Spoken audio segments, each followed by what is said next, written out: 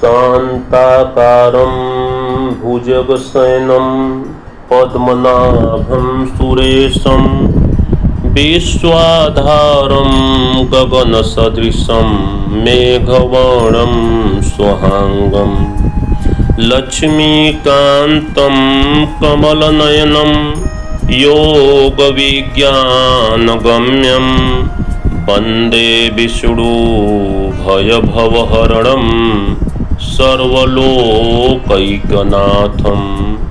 सच्चिदानन्दरूपाय विश्वोत्पत्त्यादिहेतवे तापत्रयविनाशाय श्रीकृष्णाय वयं नुमः। प्रेम से बोलिए वृंदावन बिहारी लाल की जय। भगवत कथा के रसिक प्रियजनों, आज मैं एक दुष्ट पापी दुरात्मा राजा वेन की कथा आपके सामने रखना चाहता हूँ। ध्रुव के वंश में एक महान प्रतापी राजा पैदा हुए जिनका नाम था अंग। अंग ने एक बार अश्वमेघ यज्ञ किया और उस अश्वमेघ यज्ञ में देवता लोग अपना भाग लेने के लिए नहीं आए। जब देवता अपना भाग लेने के लिए नहीं आए तो अंग बहुत दुखी हुई। अंग ने सारे ऋषियों से महर्षियों से कहा कि मैंने यज्ञ की इतनी सारी सामग्री एकत्रित की, पूर्ण ईमानदारी के साथ यह यज्ञ कराया, तो क्या कारण था? आप लोग विचार करिए कि देवता अपना भाग लेने के लिए नहीं आए। जब ऋषियों ने विचार किया तो पाया और उन्होंने राजा से कहा कि राजन, इस जन्म में तो आपने कोई भी अपराध नहीं किया, लेकिन हो सकता है कि आपने पूर्व जन्म में कोई अपराध किया हो, इसी कारण से आप संतानहीन हैं। तो पहले आप संतान प्राप्ति के लिए यज्ञ करिए, और जब आप संतान प्राप्ति के लिए यज्ञ करेंगे तो निश्चित रूप से आपको संतान की प्राप्ति होगी और उसके बाद आप अश्वमेघ यज्ञ करिएगा। ऋषियों ने महाराज अंग से संतान प्राप्ति के लिए यज्ञ करवाया और यज्ञ पुरुष भगवान एक स्वर्ण कलश में खीर लेकर प्रकट हुए और उन्होंने उस खीर को महाराज अंग को प्रदान कर दिया। अंग ने वह खीर अपनी पत्नी सुनीता को दिया और सुनीता ने उस खीर का पान किया, जिसके कारण सुनीता को गर्भ से एक संतान की प्राप्ति हुई जिसका नाम था वेन। अंग इतने महात्मा थे, फिर भी उनको जो संतान की प्राप्ति हुई वह संतान बहुत ही दुष्ट थी। दुष्टता के जितने गुण होते हैं सारे के सारे गुण वेन में भरे हुए थे।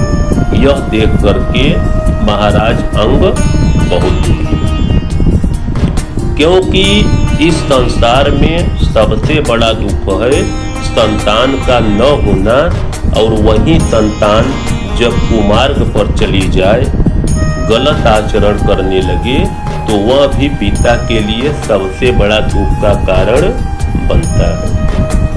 वेन गलत रास्ते पे चला गया। अब यह प्रश्न उठा कि जब महाराज अंग इतने प्रतापी थे तो यह जो पुत्र था वेन, यह इतना दुष्ट कैसे? क्योंकि जो वेन की पत्नी थी सुनीता, वह दैत्य वंश से थी, और भैया इनके पिता का नाम था मृत, और दैत्य वंश से होने के कारण इनका पूरा का पूरा प्रभाव वेन पर पड़ा और वेन पूर्ण रूप से राक्षस हो गए।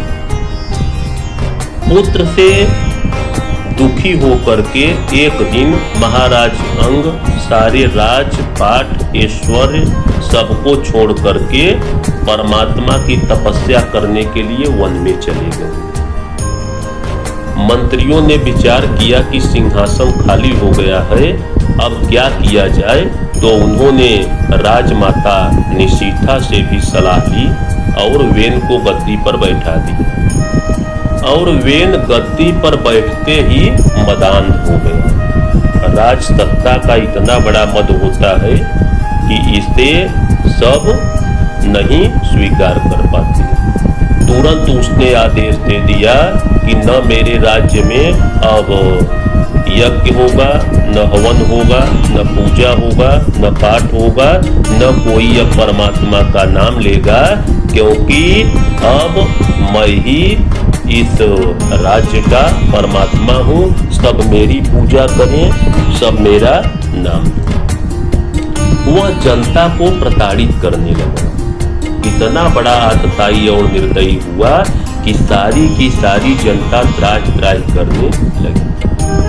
जब ऋषियों ने यह देखा तो वह बहुत ही दुखी हुए और वह वेन को समझाने के लिए आए और वेन को समझाया कि भैया, राजा का मतलब होता है प्रजा का पालन करना। राजा स्वामी नहीं होता, राजा प्रजा का दास होता है। उसे दासत्व भावना से प्रजा की सेवा करनी चाहिए। लेकिन वेन उनको दुत्कारने लगा, ऋषियों को भगाने लगा। ऋषि क्रुद्ध हो गए और उन्होंने ब्रह्मदंड का प्रयोग किया और ब्रह्मदंड के प्रयोग से उन्होंने वेन को मार डाला। साधु का मतलब ही होता है इस संसार के दुख को दूर करना, क्योंकि धर्म का पालन करने का मतलब ही है परहित। बाबा गोस्वामी तुलसीदास जी भी कहते हैं कि परहित सरिस धर्म नहीं भाई, अपर पीड़ा सम नहीं अधमाई। परहित सरिस धर्म नहीं भाई, पर पीड़ा सम नहीं अधमाई। तो परहित से बड़ा कोई भी धर्म नहीं। और ऋषियों ने परहित को ध्यान में रखते हुए, प्रजा के हित को ध्यान में रखते हुए वेन का वध कर दिया।